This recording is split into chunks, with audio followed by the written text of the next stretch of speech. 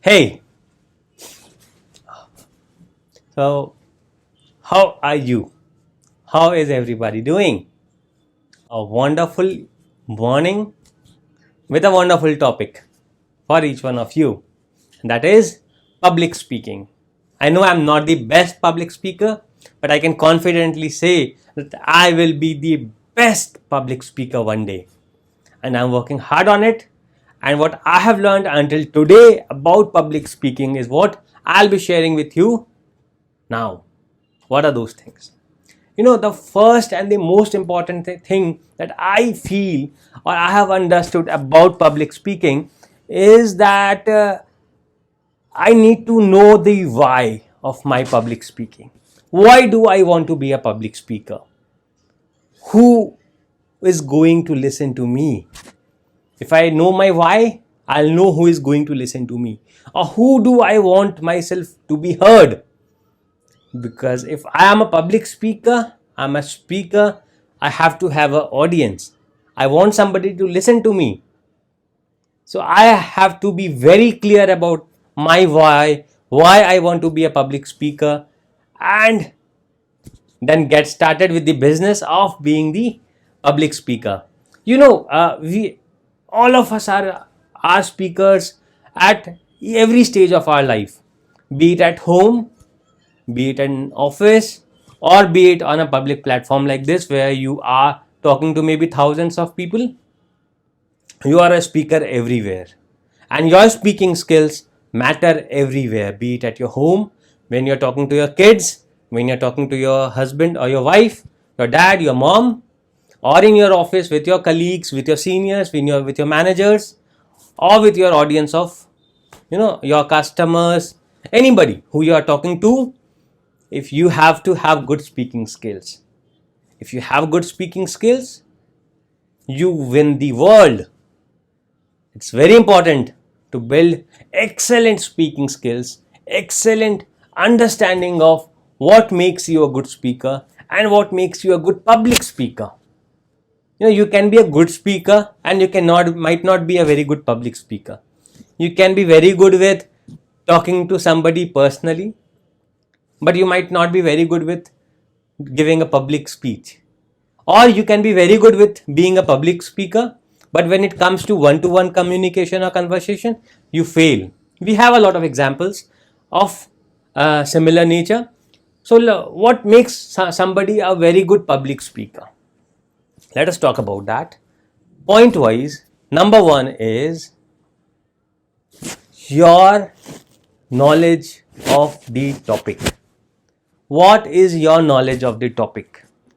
Whatever you are speaking on, do you really believe about it from within, from the core bottom of your heart? Do you feel what you are saying is true and you are convinced, 100% convinced about it?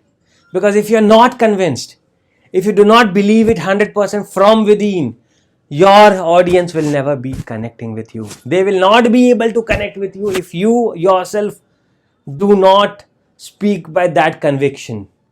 So it is very important that you have a very good control, you have a very good command on the topic that you are speaking about.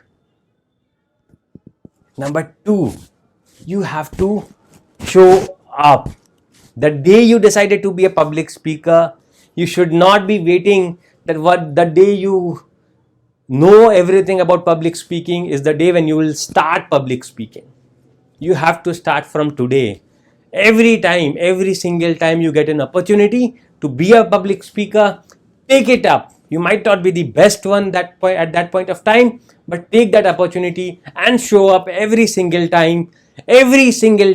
Whether you have not been wanting to go, you do not want to go, you are not very sure, you are not very confident, but show up. Showing it up is what will make you a good public speaker, because giving excuses or not showing up will only take away your opportunity of being a good public speaker. The number of times you speak, public speaking is more of a skill that is learned over a period of time. So if you do not give it sufficient number of tries, sufficient number of attempts, you will be missing on that. So you will have to give those minimum number of tries or attempts into public speaking before being a perfect or before being a very good public speaker. So make sure that you are showing up every single time and you're not being nervous. Nervousness is of different types. Some people out of nervousness speak very fast. Some people out of nervousness speak very slowly. Some people try not to make an eye contact with the audience because of nervousness. There are different situations. Some people become just blank out of nervousness. You have to make sure that you do not get nervous. Though it is very natural, the bestest of the public speakers do get nervous at times. So it is very natural to be nervous. So do not worry about that if you are getting nervous. Do not be afraid of getting nervous, because if you get afraid, that nervousness is going to take hold of you. So do not be afraid of getting nervousness. Think it as a natural activity, that okay, I'll be nervous because I'm facing the audience for the first time, because I am facing the particular type of audience for the first time. So I'll be nervous, but I will not take nervousness take over me. See, right now I did not speak the word nervousness well. That was again a kind of nervousness that I have when I speak to you. So do not have that nervousness get over you. Be very clear, be very easy on yourself, and be confident. And this confidence comes by showing up. This nervousness goes off by showing up. You cannot think of nervousness going away by just practicing in front of the mirror, because you might have practiced hundreds of times in front of the mirror. You'll still be nervous when you are in front of the audience. So the only solution of being being extremely less nervous and being extremely confident is to show up as many times as possible in front of your audience, in front of the people you want to speak. So the only option to be less nervous and to be more confident is to show up. If you show up, your job is done. And you have to know your audience very well. The kind of audience you are speaking to. Are they expert into some field? Are they normal listeners? Who they are?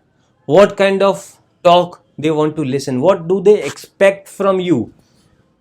No, until and unless you know them well, you'll not be able to connect them. If they are students, if they are young audience, if they are middle-aged people, if they are older people, so you will have to explain things accordingly. You will have to keep your conversation, if you will have to keep your communication accordingly, after knowing your audience, who your audiences are.